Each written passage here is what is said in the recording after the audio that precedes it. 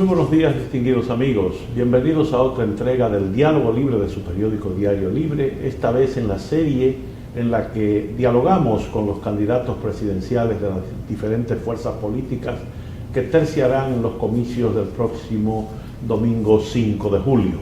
Esta vez tenemos la honradora ocasión de tener con nosotros al candidato presidencial del Partido Revolucionario Moderno, el licenciado Luis Abinader, que por su condición de cautivo del coronavirus será transmitida y elaborada a través del sistema Zoom.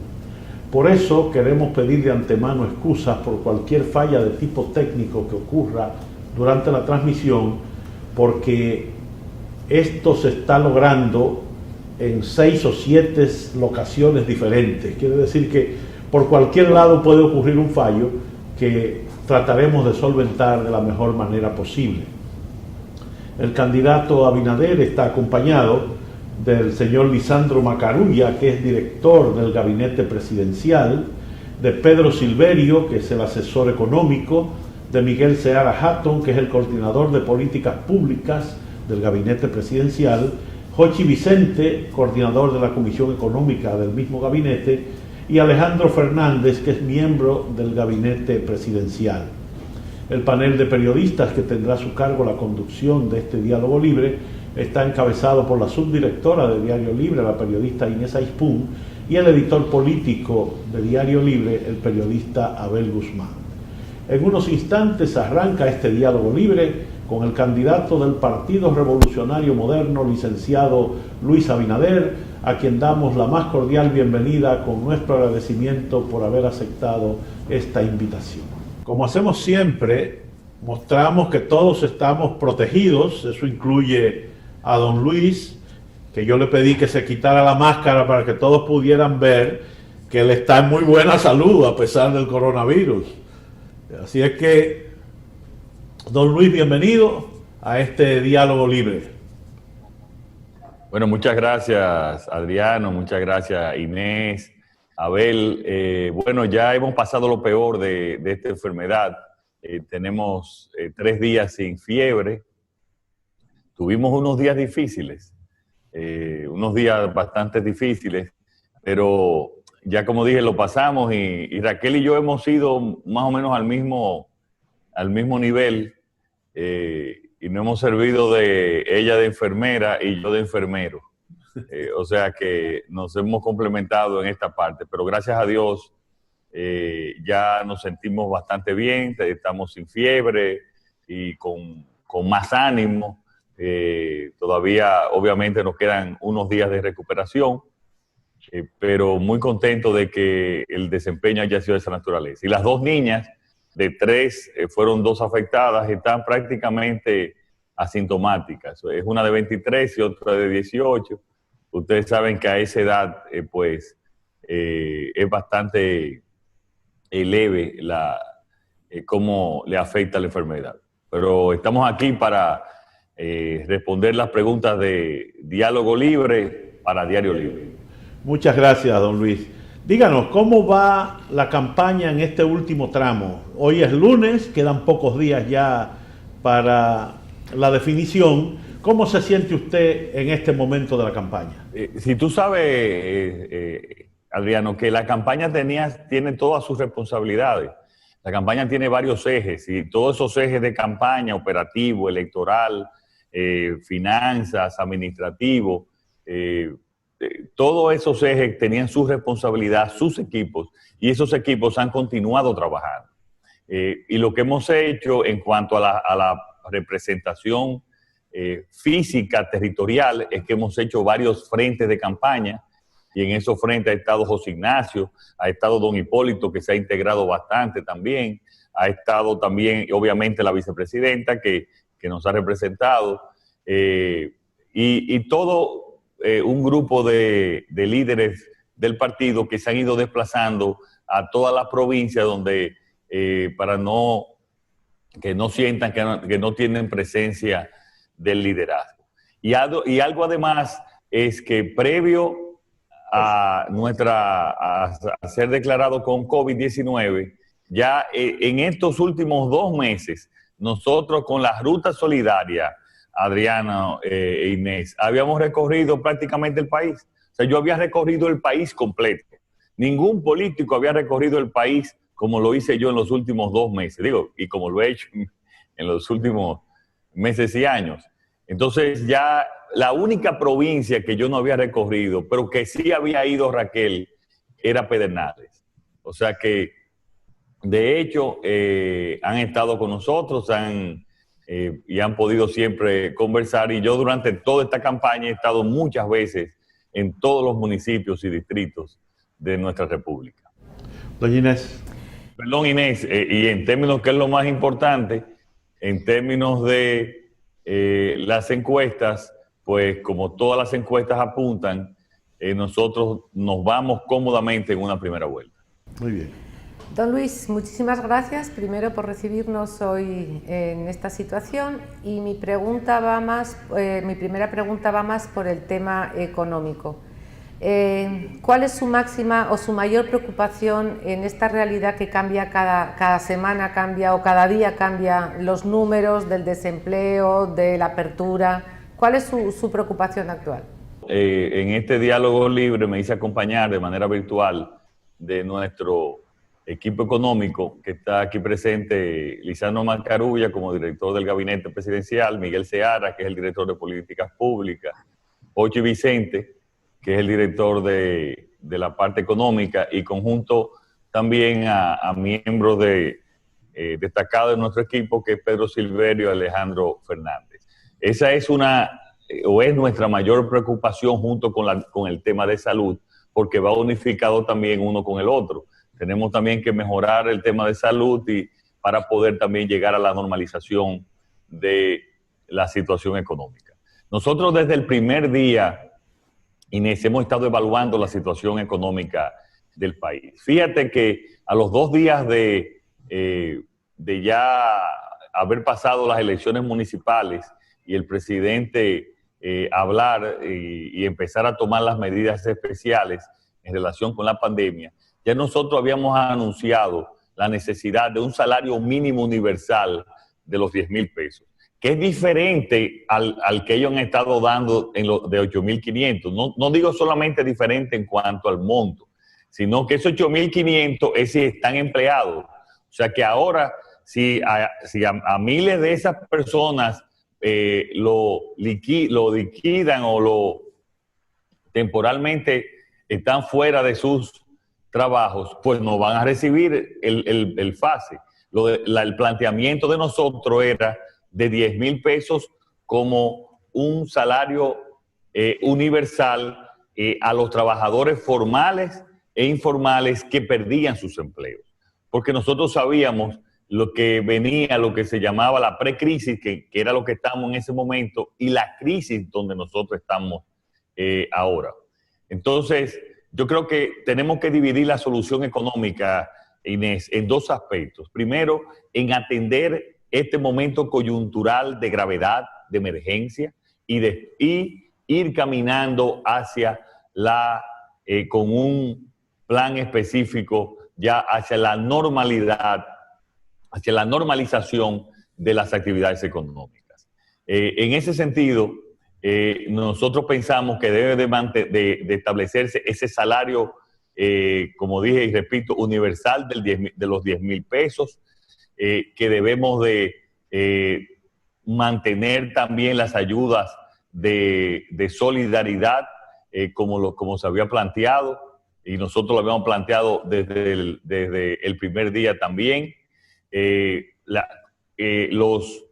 Todo el gabinete social, extenderlo, y de esa manera también solucionar el problema del exceso de producción en el campo, comprar los excesos de producción, excesos por el momento, de producción que hay en todas las áreas de la agropecuaria, llevarlo al gabinete social y repartirlo en todas las barrios y sectores que así lo necesiten.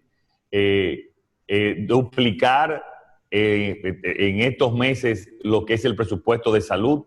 Es bueno que ustedes conozcan que no ha habido un verdadero reajuste del presupuesto. siguen los mismos dispendios, siguen muchísimos gastos que no deben de ser. Este presupuesto tiene que ser un presupuesto de emergencia, que nosotros tenemos que debimos hacerlo desde el principio. Y entonces, esa es esta etapa de emergencia. Entonces viene lo que tiene que ser el relanzamiento.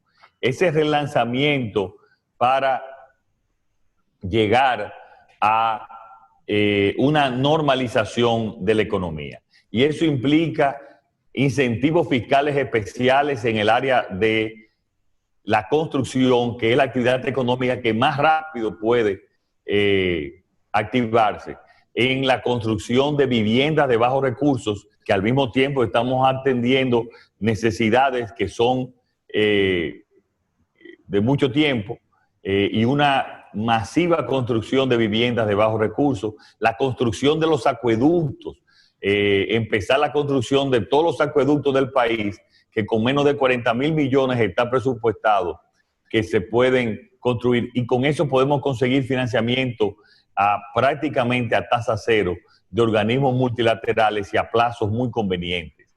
Todo lo que es también financiar las MIPYMES, que están en una situación muy difícil, las pequeñas y las medianas empresas, el cooperativismo también en esta etapa juega un rol especial en ese financiamiento, financiar todas las y potencializar las exportaciones que en este momento tienen mercado, y especialmente las de zona franca para sostener el empleo, el sector agropecuario también, para mantener la seguridad alimentaria del pueblo dominicano. Todo eso es parte de todo el relanzamiento que tenemos que hacer para llegar a una normalización de la economía, que tiene que ir de la mano también con la apertura del turismo. Ahora, y tengo que salirme de este aspecto, del aspecto económico, para ir un poco al aspecto de salud, Inés. El tema es que durante estos meses de cuarentena no se ha actuado de la manera correcta como ha debido actuarse, y no se ha logrado una educación de mantener el distanciamiento social, de obligar a las mascarillas, como en muchísimos países que han pasado perfectamente a otras fases, porque se ha educado a la población, se ha tenido a la policía en la calle tratando de cumplir con estos protocolos. Sin embargo, eso no ha pasado en nuestro país.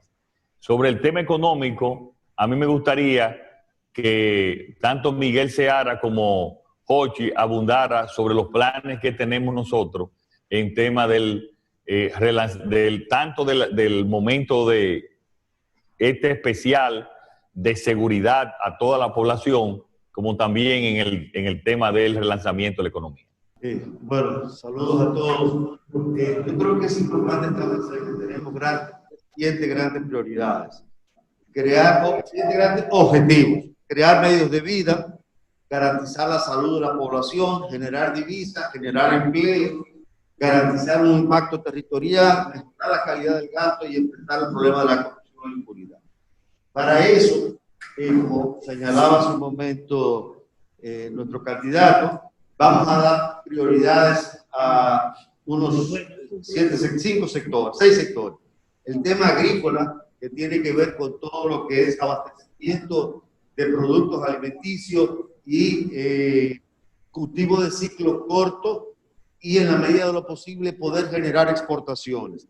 El tema de la vivienda, que tiene que ver básicamente con vivienda social, vivienda de bajo costo, reparaciones de vivienda. El área de las MIPYMES, que es un sector fundamental para generación de empleo, garantizar toda la idea de toda la necesidad de crédito, el fondo de garantías recíprocos, el tema de salud, dándole prioridad a la salud primaria, el apoyo a los municipios, porque hay que llegar al territorio, hay que llegar a donde vive la gente, y eso implica darle apoyo a los municipios, y inversión en infraestructura de agua, por ejemplo, todo lo que son reservorios, limpiar canales, actividades de corto plazo que en los primeros 135 días que terminaría para terminar este año en el gobierno, nos daría la base para sostener la actividad económica y empezar a recuperar la economía del país. No sé si... Muy bien. Don Abel. Don Luis, esta etapa final de la campaña nos ha sorprendido con un peregrinaje a la Junta Central Electoral por parte del partido de gobierno. Está sometiendo a los candidatos, a varios candidatos del PRM, acusados de narcotráfico, gente que ha sido deportada. ¿Cómo usted evalúa esta estrategia? ¿Cómo le está afectando a su partido, a su candidatura, esas acusaciones del PLD? Nosotros hemos hecho lo que tenemos que hacer, que es denunciar el uso y el abuso de los recursos del Estado. Pero en el caso de ellos es la típica desesperación del que está perdido, del que sabe que no tiene ninguna forma de ganar las elecciones. Y una desesperación con inventos, con mentiras, con calumnias como la que se inventaron de que yo era el responsable del sabotaje a las elecciones, y ustedes se recuerdan que acusaron a un coronel y a un técnico de Claro. Imagínense un gobierno que es capaz de crear un expediente de esa naturaleza. ¿De qué no va a ser capaz cuando sabe que está a dos semanas ya de perder unas elecciones? Es capaz de cualquier cosa. Este gobierno está desesperado y sin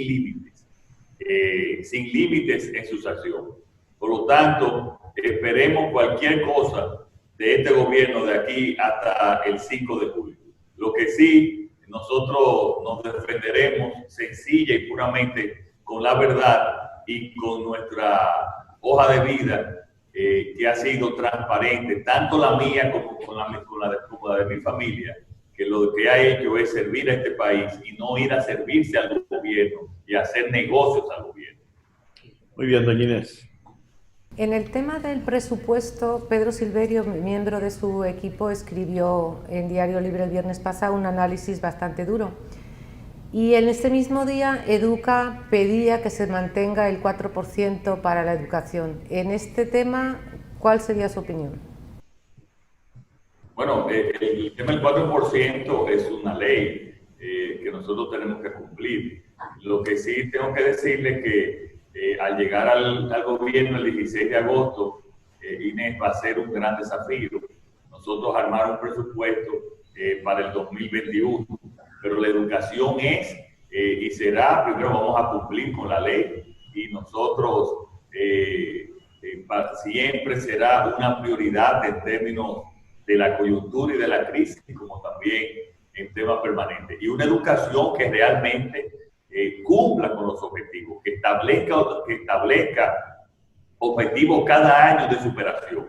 Y si no se cumplen esos objetivos, entonces la ejecución no es la correcta. Y sea quien esté en ese ministerio, tiene entonces que dejar esa posición y que venga una persona que pueda realmente cumplir con esos objetivos.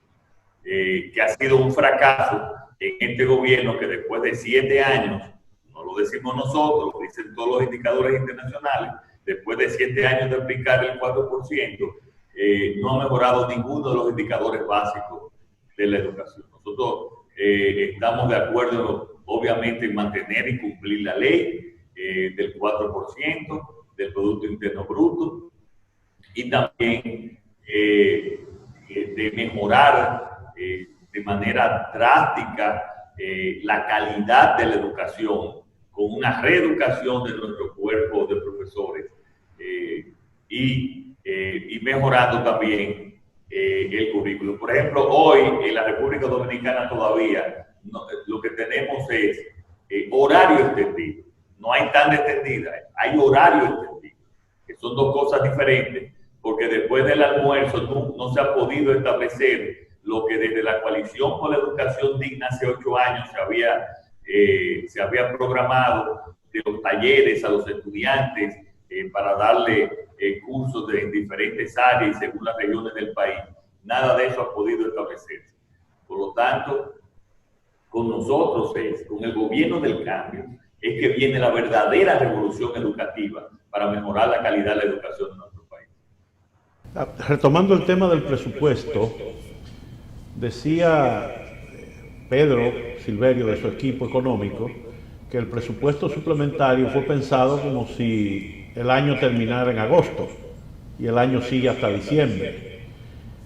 Evidentemente, con la caída de las recaudaciones y todo lo demás, ustedes van a tener que replantear los ingresos del gobierno a los fines de poder financiar los diferentes programas. ¿Qué planes tienen ustedes o cómo ha afectado sus planes esta situación que ha disminuido notablemente los ingresos del gobierno para los próximos 3 meses que les tocarán septiembre, octubre, noviembre y diciembre, 4 meses, más el año 21? Bueno, es así, Adriano. Eso indiscutiblemente que vamos a tener que los primeros meses, desde el 16 de agosto hasta diciembre, nosotros poder hacer a los ajustes de lugar. Estamos en un estado de emergencia en la República Dominicana y tenemos que adaptarnos a ese estado de emergencia. Tenemos que tener una especial atención al sector salud, que por cierto, quiero decir que previo a la pandemia ya nosotros tenemos previsto 40.000 millones de pesos más al sector salud, porque sabíamos las debilidades de este sector que estuvieron al desnudo con la crisis. Entonces, esos 3 meses van a ser 3 meses de ajustes para nosotros entonces venir con un presupuesto que nos va a permitir desarrollar nuestro programa de gobierno original y donde nosotros esperamos también que con las medidas que iniciaremos a partir de agosto podamos ya empezar a ver la normalización de la economía a final de año.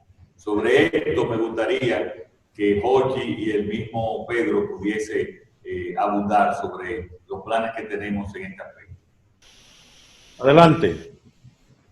Sí, bueno, como decía Luis y Adriano, tú también mencionaste algo. Obviamente la crisis cambió un poco los planes que teníamos, porque ahora la prioridad tiene que ser atender la crisis y garantizar de que no haya pérdidas masivas de empleo.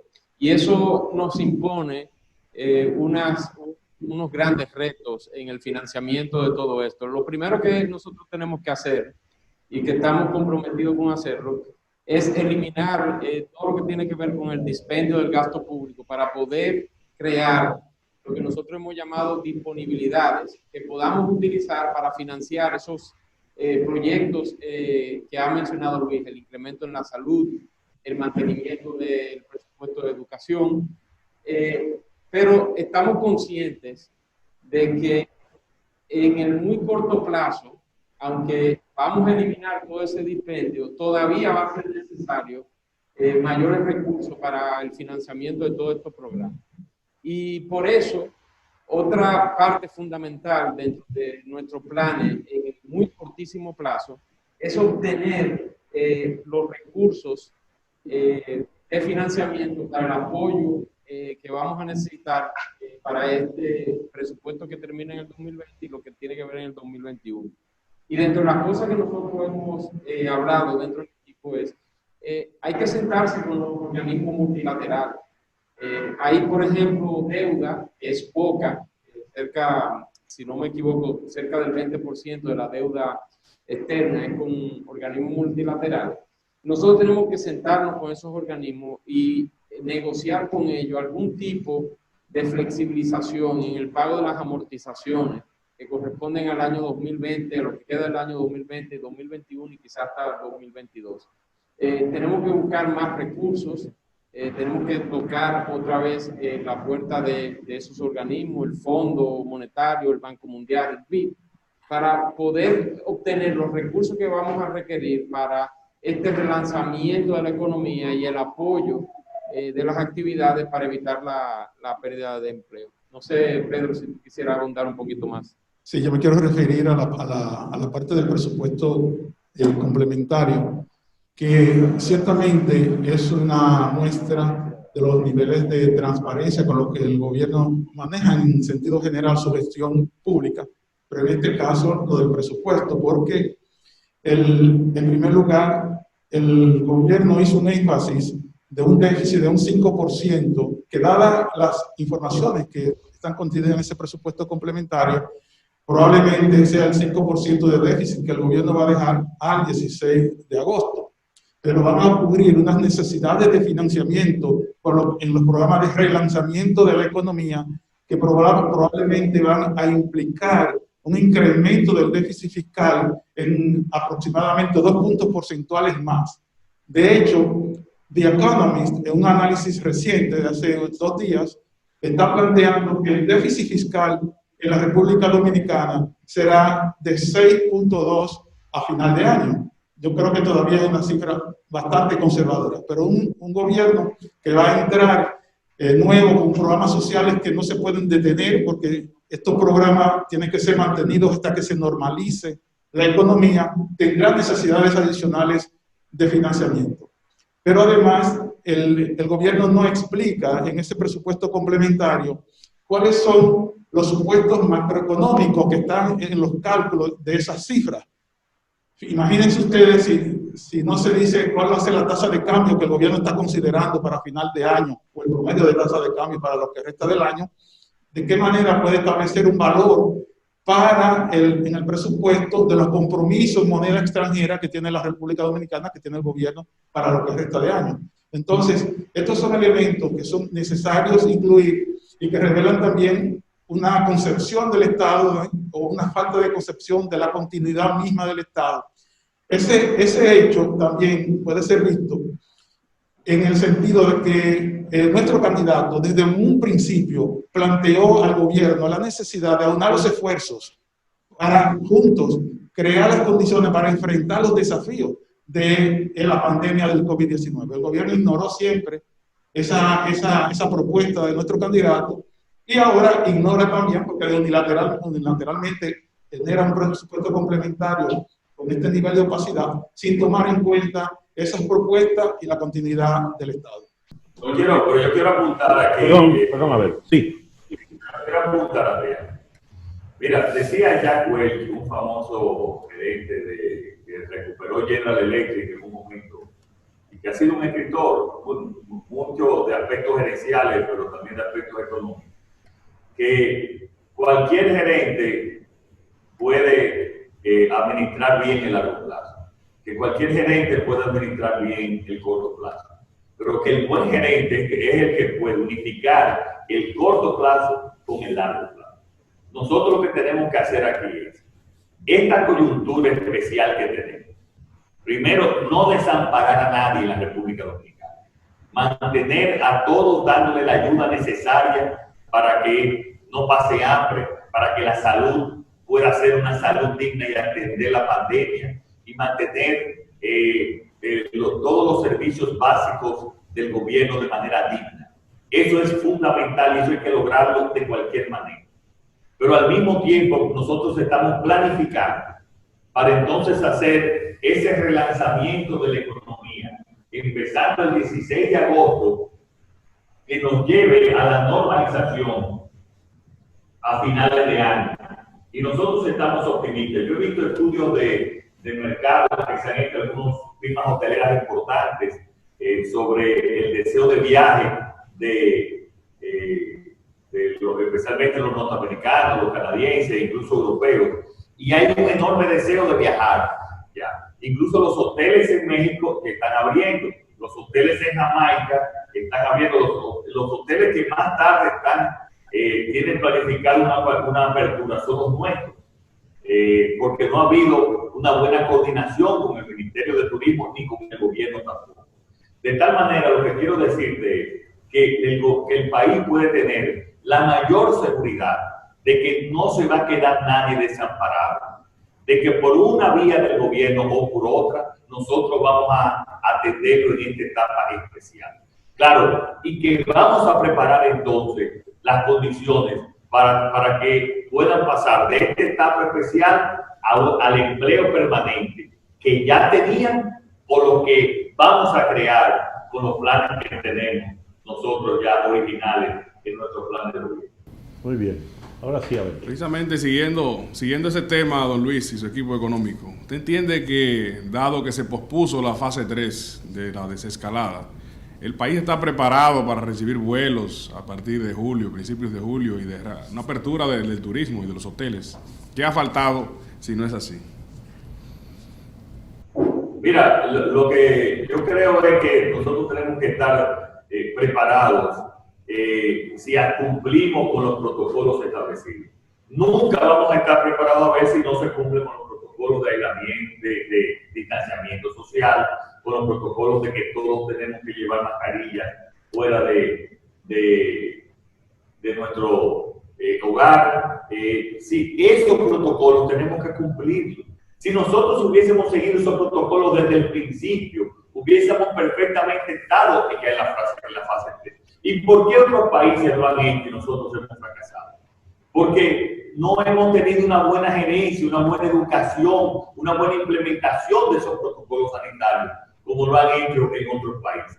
Entonces, yo creo que si hacemos y practicamos esos protocolos sanitarios, creo que perfectamente podemos ver ya pasar a una fase 3 y empezar la reapertura y normalización de la economía. Pero todo depende de que se cumpla ese protocolo. Don Luis, en cualquier encuesta se revela que la corrupción y la impunidad son el talón de Aquiles del PLD. ¿Qué se puede esperar de su gobierno a partir de agosto en el caso de que llegara? Inés, si me sigue diciendo dónde, voy a decir doña Inés. Me encanta. Está bien, mira. No, pero te voy a mantener a Inés por la juventud. Inés, si hay algo que el país quiere y necesita el país que cambie, es la institucionalización de nuestro país, y la institucionalización habla de cero impunidad y de, obviamente, combatir la corrupción. El gobierno nuestro, yo reitero aquí, va a tener un ministerio público políticamente independiente, que va a ser difícil quizás hacerlo en este primer momento por una modificación constitucional, pero que de hecho nosotros lo vamos a hacer, nombrando una persona políticamente independiente y con las instrucciones específicas de que no recibe órdenes de nadie, sino solamente que va a seguir la ley y la constitución de nuestro país. Si al mismo tiempo nosotros, a través de la Contraloría, que es el organismo interno de control, hacemos auditorías semestrales, como la vamos a hacer. Eso es auditorías constantes y permanentes, que lo podemos hacer por los sistemas de informática nos lo permiten, y eso no va a afectar las actividades diarias. Y una Cámara de Cuentas verdaderamente independiente. Eso quiere decir que se le van a dar los recursos que disponibles, y una persona que sirva, que tenga el respeto de la sociedad. Si nosotros tenemos esa Cámara de Cuentas, además de la Contraloría, aunque es interna, y tenemos esa Procuraduría, este país va a cambiar. Y con la decisión firme, Inés, de que no importa quién lo haga. Yo se lo he dicho a mis compañeros. No, aquí en el gobierno no va a haber ningún tipo de personaje de trato especial.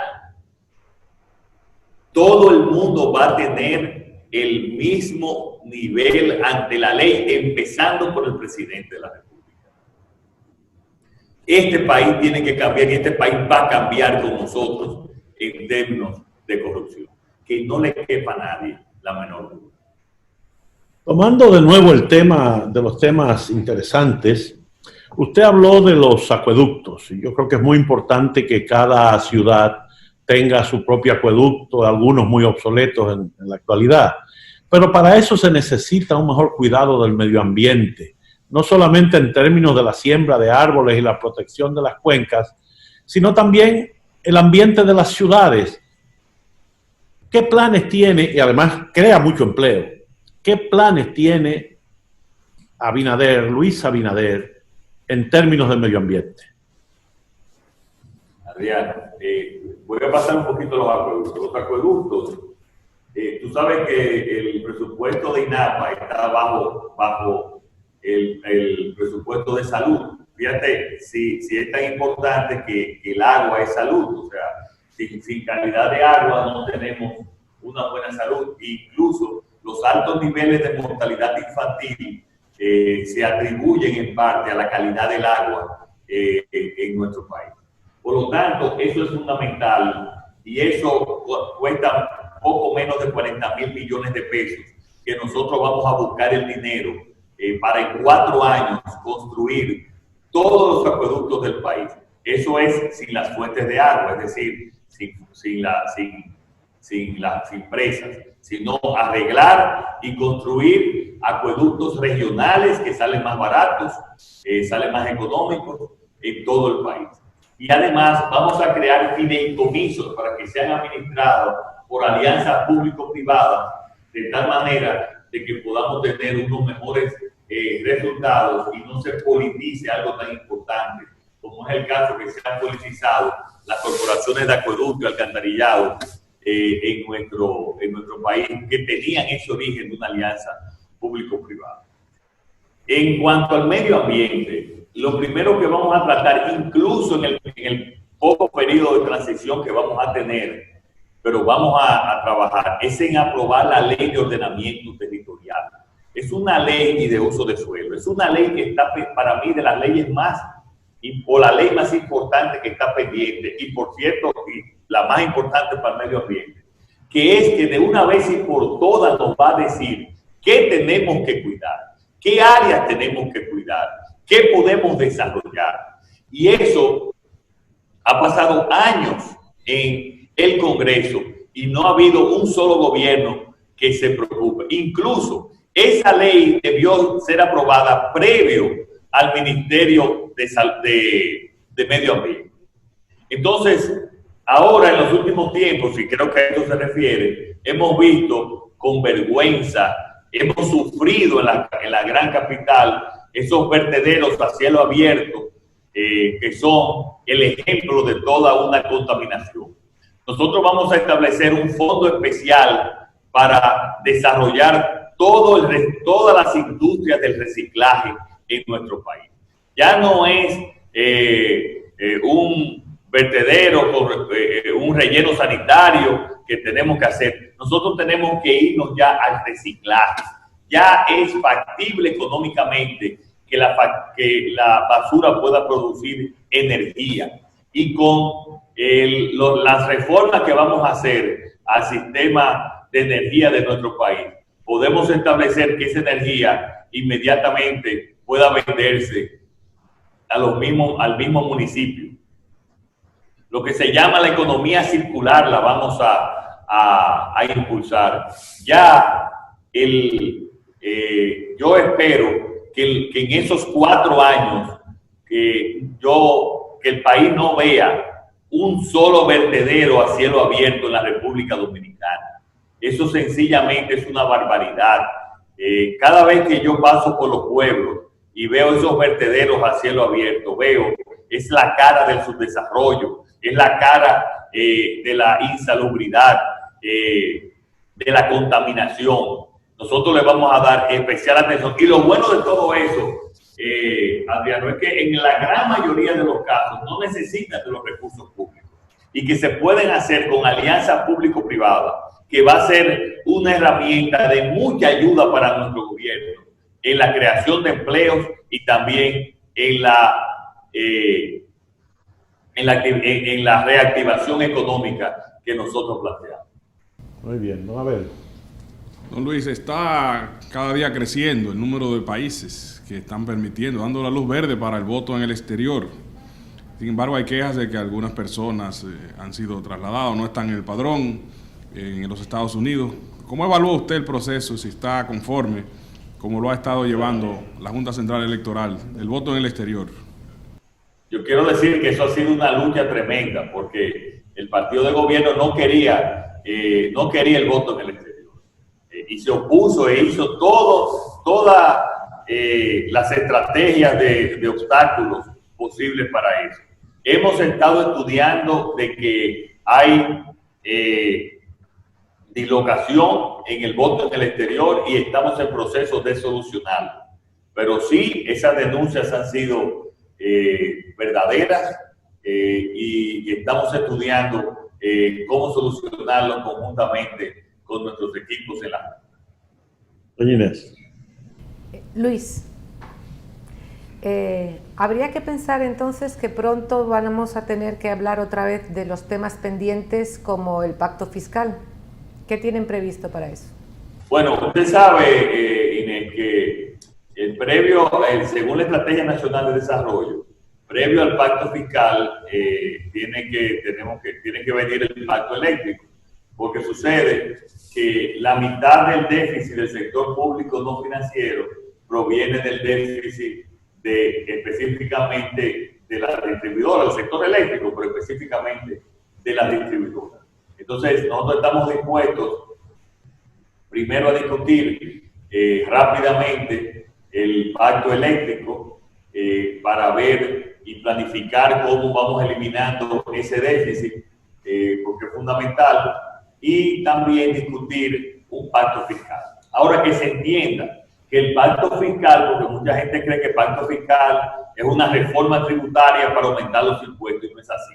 El pacto fiscal significa, primero, mejorar la calidad del gasto público, que es lo primero que vamos nosotros a realizar y vamos a empezar a partir del 16 de agosto. A partir del 16 de agosto, nosotros vamos a empezar con un plan de eficientización de los recursos públicos.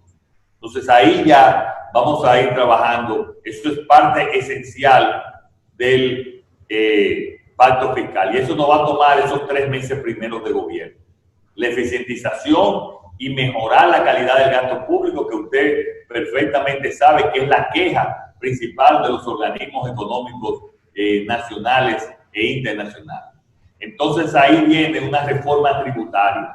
Esa reforma tributaria va a ser una reforma donde en vez de aumentar las tasas, nosotros vamos a disminuir las tasas. Y nosotros vamos a hacer una reforma progresista que quizás dentro de lo negativo de toda esta crisis nos va a ayudar a solucionar muchas distorsiones que tiene nuestra economía. Y muchas de esas distorsiones están también en el Código Tributario, impuestos cuya administración cuesta más que lo que cobran, impuestos que tienen prácticamente cobros insignificantes, lo que hacen es que detienen la actividad económica. Y nosotros ya tenemos varias propuestas de una reforma tributaria que donde va a venir las tasas hacia abajo, cubrir una mayor base y que nos va a permitir el verdadero desarrollo económico y social de la República Dominicana y que nos va a permitir entonces en 4 años crear 600,000 nuevos empleos cuando hay todas las condiciones internacionales, aún con esta pandemia, Inés, de nosotros poder aprovecharnos de situaciones geopolíticas, entiéndase las diferencias comerciales China-Estados Unidos, para nosotros atraer muchísimas empresas hacia la República Dominicana, tanto en un estatus normal como de zona franca, y que van a crear, y que es parte de cómo nosotros vamos a crear conjuntamente con el turismo, conjuntamente con la agropecuaria, conjuntamente con muchos otros nuevos sectores de la economía que vamos a impulsar. Vamos a crear 600,000 nuevos empleos en 4 años. Decía un economista amigo, muy admirado, que uno de los problemas de la creación de empleo en la República Dominicana es la dualidad de sistemas que tenemos. El sistema de zona franca, que no paga, pero tampoco puede vender aquí, excepto cantidades muy mínimas, y el sector industrial, que está penalizado de muchísimas maneras, incluyendo los costos como el de la electricidad, y la queja en estos días es que la factura ha llegado más alta, a pesar de que se está produciendo menos y algunos negocios están cerrados, y la queja de que el gran creador de empleo aquí es el Estado, que no produce bienes tangibles, sino bienes públicos, pero que significa una carga extraordinaria para el contribuyente. ¿El plan vuestro en el campo industrial implica alguna revisión de las tasas que paga, por ejemplo, la industria nuestra con relación a la zona franca, o envuelve también alguna disminución del tamaño del Estado? Mira, lo principal aquí, Adriano, es que nosotros le vamos a dar el mismo tratamiento a la industria local en lo que se refiere a las exportaciones que se le dan a la zona franca. O sea, los mismos incentivos fiscales que recibe la zona franca para las exportaciones, nosotros se los vamos a dar a la industria local. Entonces, eso va a facilitar de que se puedan establecer las industrias para producir localmente, y también incluso tendrían esa facilidad de que tendrían tanto en el impuesto de la renta como en bueno, ya lo tienen en el caso del ITEVI, pero en la parte del impuesto sobre la renta lo vamos a tratar, la parte de las exportaciones, en las mismas condiciones que la zona franca, que tú sabes que ha sido una petición de muchos años y que además es correcto y es justo y le va a convenir a nuestro país. Yo creo que nosotros podemos continuar con la zona franca, continuar con la industria y con la industria local e incentivarla. Tú puedes estar seguro también que con las medidas que vamos a hacer nosotros en lo que se refiere a los cambios en el sector eléctrico, la energía y especialmente para los no regulados, la energía va a ser mucho más competitiva y mucho más atractiva. Los precios van a ser mucho más atractivos de tal manera que podamos competir también con los países de la región en ese término. Y el otro aspecto también es en el aspecto del transporte local, que vamos a eficientizar el costo del transporte local para que también ese no sea otro obstáculo de la competitividad en la República Dominicana. Muy bien, a ver. ¿Cómo está preparado su equipo de campaña para el día D? El ejército electoral que ustedes tienen, los llamados reporteros que van a tener en las mesas, en los colegios electorales. Logísticamente, ya los recursos, el personal, ¿de cuánto dispone el PRM para enfrentar a la maquinaria del gobierno? Mira, Abel, ya las elecciones prácticamente nuestras están montadas. Están insistiendo en la educación, pero prácticamente nuestras elecciones están montadas. Y un ejemplo fue lo que pasó el 15 de marzo. Ahí tú pudiste ver el ejército nuestro en las calles buscando votos y ganando elecciones. Y ahora con mucho mayor pasión, con mucho mayor énfasis, tú lo vas a ver también, buscando votos en las calles, llevando a la gente a votar, con la pasión, con la ilusión de que es obligatorio un cambio en la República Dominicana y de que esta pesadilla la vamos a dejar atrás. Por lo tanto, nosotros estamos preparados. Y el día 5 de julio, tú vas a ver, no un partido, no es un partido, tú vas a ver un pueblo organizado a través de un bloque de partidos que va a ir con la decisión de hacer un gran cambio en la República Dominicana.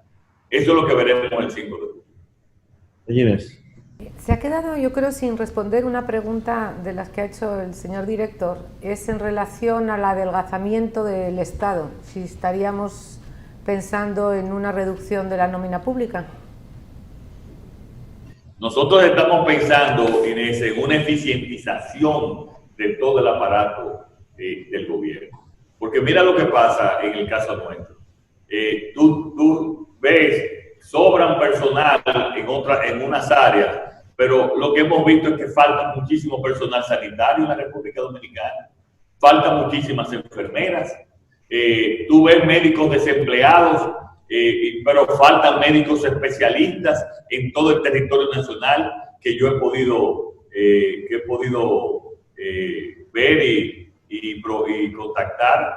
Entonces, en ese sentido, Inés, nosotros vamos a hacer una readecuación y una eficientización del aparato público. Y muchas áreas que el sector privado pueda administrar de manera eficiente, la administrará, y otras áreas que donde no está participando el sector público, pues iremos a participar el sector público para llevarle calidad de vida a la gente. Nosotros vamos a eficientizar el sector, la administración pública como nunca antes en nuestro país. Se nos queda un tema. Usted a mediados de la semana pasada presentó su plan de transporte que básicamente incluye carga y pasajeros, con mucho énfasis en el transporte en la urbe más grande del país, que es el Gran Santo Domingo, pero también incluye el transporte interurbano y la carga. Rápidamente, ¿usted podría explicarnos cómo se va a lograr esa integración? Mira, yo voy a dar una introducción y quiero después que termine Lisandro, que ha trabajado mucho en ese aspecto del transporte. Lo primero es que nosotros nos gusta decir de dónde vamos a sacar los recursos cuando hacemos una propuesta. Porque es muy fácil, Adriano, prometer. Yo prometo esto, prometo aquello, voy a hacer, ¿y de dónde van a sacar los recursos? La gran parte de los recursos van a ser de una alianza público-privada. Cuando planteamos esos monorriel unificados también con el sistema que hay ahora de metro, de teleférico, y vamos a incluir, y hemos hablado ya con todos los sindicatos también, porque vamos a hacer un fideicomiso en ese aspecto. Entonces, van a ser gran parte alianza público-privada, y yo quiero que, por favor, Lisandro nos explique, porque es un gran programa que va a transformar el transporte en nuestro país. Básicamente, lo más importante del programa es que ha sido concebido por la participación de todos los jugadores actuales del sistema. O sea, no excluye a las personas que hoy están participando, obviamente en un sistema ineficiente, desorganizado e irresponsablemente tratado por las autoridades. Nosotros, incorporando esos sectores y el capital privado, vamos a tener un programa masivo de transporte masivo eficiente que iniciará con Santo Domingo y Santiago, pero también vamos a tener transporte interurbano de carga, pasajero y turístico. Todo eso integrado dentro de un plan de movilidad, porque no podemos tratar el tema transporte sin pensar en otros aspectos que son quizás lo más importante para la solución. La descentralización, por ejemplo, de muchas cosas que se tienen que resolver en el distrito y en el polígono central, va a ayudar a descongestionar el transporte. Pero nuestro objetivo finalmente será que el dominicano, que hoy la familia dominicana gasta promedio alrededor del 20% de sus ingresos en transporte, entre el 17 y el 20%. Nuestro objetivo es, en una primera etapa, llevarlo al 10% y después andar a nivel de los estándares internacionales de 5 o 6%. Eso va a representar un aumento real de salario para la familia dominicana. Eso tomará tiempo. La primera etapa va a ser la creación de los fideicomisos, donde van a tener participación los sindicalistas actuales, porque una de las cosas que nosotros entendemos es que ellos tienen que ser parte de la solución. Si no nos incorporamos, y en ese proceso estamos trabajando con ellos. En la Comisión de Transporte del Gabinete hay sindicalistas y los que no están físicamente participando lo están haciendo indirectamente porque le hemos dado el espacio. Ahora, lo que yo quiero que quede en la mente de todo es que el dominicano va a tener un transporte seguro, eficiente, higiénico, y nuestro objetivo es que le cueste la mitad a la familia dominicana de lo que le está costando hoy.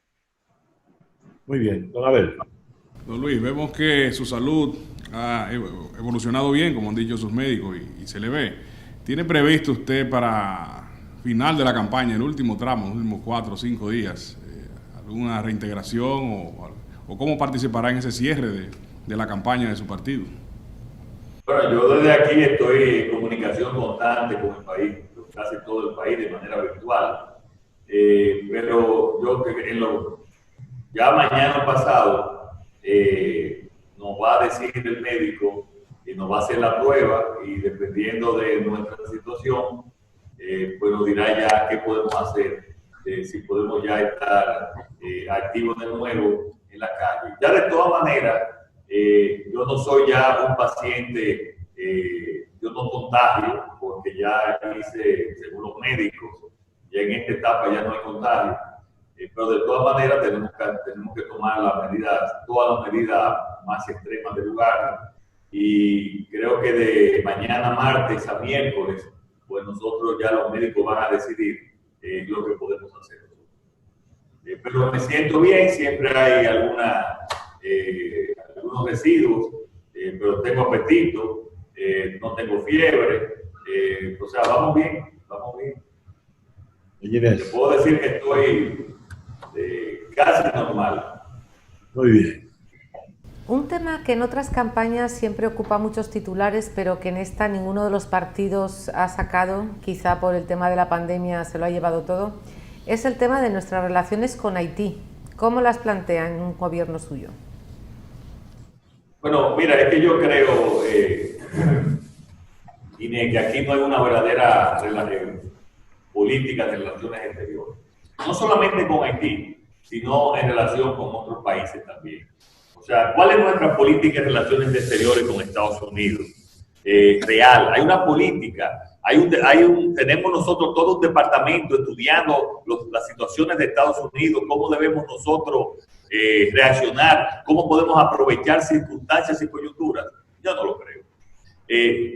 Tenemos nosotros un verdadero departamento haciendo investigaciones en Haití, conociendo las situaciones en Haití, y menciona Estados Unidos por la importancia que tiene Estados Unidos y Haití por la importancia que tiene con nosotros, no solamente que es el único país con el cual tenemos fronteras, sino también nuestro segundo socio comercial de exportación. Entonces nosotros vamos a tener un verdadero ministerio de relaciones exteriores estudiando las relaciones, las situaciones, las oportunidades que tenemos con los diferentes países. En el caso de Haití, nosotros debemos de duplicar los esfuerzos, tener mucho mayor información, mucho mayor inteligencia de lo que está pasando en Haití, de proyectar cualquier situación que tenemos en Haití, de colaborar con las autoridades haitianas para que sean ellas en la primera etapa, vamos a decir, el primer bloqueo de los inmigrantes. Con ellos deben de ser los primeros que detengan a los inmigrantes según los acuerdos que tenemos que hacer nosotros de seguridad. Nada de eso hay, no hay ningún tipo de relación que podamos decir que aumenta la seguridad nuestra con Haití. Nosotros vamos a tener una relación inteligente con Haití, vamos a promover su desarrollo con los organismos internacionales, pero al mismo tiempo que sea una relación donde ellos tienen también que cargar con la responsabilidad de nuestra seguridad, aún sea con la ayuda nuestra, pero que carguen ellos en su territorio con la seguridad, especialmente con lo que tiene que ver con la inmigración. Una crítica recurrente del partido de gobierno contra la oposición es que la oposición, en el caso suyo y de su partido, no tienen experiencia de gobierno y que en medio de una crisis, usando una frase vieja, no se debe cambiar el caballo al cruzar el río. Y uno de los temas que se manejan de soslayo es el tema de la estabilidad macroeconómica, de que ellos han sabido mantenerla, el gobierno ha sabido mantenerla, y que esa situación podría estar en peligro en manos, entre comillas, de un equipo inexperto. ¿Qué usted responde? Mira, ese siempre una opinión recurrente. Lo que yo no tengo experiencia es en la forma de hacer negocios en el gobierno. En eso yo no tengo experiencia. Yo no tengo experiencia en hacer complicidades como las que se han hecho, en hacer un manejo tan poco profesional que mientras todos los países ya están pasando a una tercera fase, nosotros nos tenemos que mantenernos en una segunda fase, deteniendo la normalización de las actividades y manteniendo un alto nivel de desempleo como es el caso actual. Nunca antes, Adriano, nunca antes un proyecto político se había preparado tanto como nos hemos preparado nosotros. Y aquí podemos ver parte, la principal de nuestro equipo económico, y todos son personas de una gran experiencia en cada una de sus áreas. Y nosotros tenemos un compromiso con la estabilidad de la tasa de cambio, que ellos han permitido que se desplace de manera sin control, de manera inexplicable. Nosotros tenemos toda la capacidad para mantener esa estabilidad, y más aún, tenemos la confianza de los organismos internacionales. Y hoy por hoy, yo te aseguro que tanto quien te dirige la palabra como candidato, como nuestro equipo, tiene mucho más confianza en el sector empresarial tiene mucho más confianza en nosotros que con nuestro contraparte, que no quiero tener ninguna opinión en ese sentido. Y aquí todo ese equipo económico, desde Miguel, que fue director del PNUD para el Caribe, que fue una gran experiencia. Aportamos del sector privado con Lisandro, con una gran experiencia administrativa, y presidente del CONEP, de la IRD, Alejandro, quizá la persona que más conoce los aspectos financieros y de banca, Jorge, un experto en la parte fiscal y consultor de la gran mayoría de las empresas, y Pedro Silverio, que tiene una gran experiencia desde asesor del Ministerio de Finanzas, ahora del Ministerio de Hacienda, como durante 8 años gerente del Banco Central. Pero aparte de eso, tenemos los mejores médicos del país en términos para atender la pandemia. Tenemos el mejor sector agropecuario del país también. Tenemos los mejores técnicos en turismo. Ahí tenemos a Joel Santos como presidente de Azonadores y 12 presidentes más también de Azonadores, y toda nuestra experiencia en turismo. En el sector educación, tenemos los mejores técnicos de educación probados del país. O sea, nunca antes se había unido un grupo con la capacidad que tenemos nosotros de gobernar, pero no solamente con la capacidad, sino que al crear ese gabinete presidencial es para saber qué vas a hacer desde el primer día. ¿Qué vamos a hacer nosotros desde el primer día? En ninguna mano se estará el país que en nuestras manos. Van a ser manos honestas, transparentes, confiables, con capacidad. Y además tenemos la confianza de los organismos internacionales que saben que vamos a actuar con transparencia y que tenemos el personal con la capacidad necesaria para hacer los cambios que urgente necesita la República Dominicana. El país va a estar en las mejores manos, Adrián. Se nos fue el tiempo. Yo quisiera pedirle que usted hiciera una exhortación final a los votantes para que acudan el día 5 de julio a votar en las elecciones nacionales. Muchas gracias, Adriano, muchas gracias, Inés, muchas gracias, Abel, y gracias al equipo que nos acompaña. Quiero decirle al país que el día 5 de julio tienen que ir a votar. Tienen que ir a votar por la salud del país, no solo por la pandemia. Tienen que ir a votar por la salud de la República Dominicana, para eliminar la impunidad y la corrupción, y que ese dinero que se va en corrupción, que se va en dispendio, nosotros poder utilizarlo para solucionar los graves problemas que tiene nuestro sistema de salud, para solucionarlo, para tener policías bien pagados, que le vamos a pagar un mínimo de $500, que es su equivalente en pesos dominicanos, con una transformación que vamos a hacer de la policía, donde lo vamos a utilizar para hacer las infraestructuras necesarias para nosotros aumentar la producción agropecuaria, para mejorar el transporte. Que confíen en esta nueva generación que va a ir al gobierno con una gran pasión, con un gran sentido patriótico, con un deseo de hacer los cambios que nuestro país requiere y necesita. Que vaya a votar por sus hijos, que vaya a votar por sus nietos, que vaya a votar por sus padres, por sus vecinos, que vaya a votar por su país. Nunca antes dos ofertas tan diferentes se presentaban al país. Una que cree que el gobierno es para ir a servirse y hacer negocios. Y la otra, nosotros, que creemos que es que al país hay que ir a servir, a servir con honestidad, con eficiencia y sobre todo con mucho patriotismo y con mucho sentido de nación. Que Dios los bendiga y muchas gracias a Diario Libre y gracias a todos ustedes. Pues muchísimas gracias a don Luis Abinader y su equipo y muchas gracias a todos ustedes por haber participado en este Diálogo Libre. Sin más preámbulos, tengan todos muy buen día y hasta un próximo Diálogo Libre. Muchas gracias.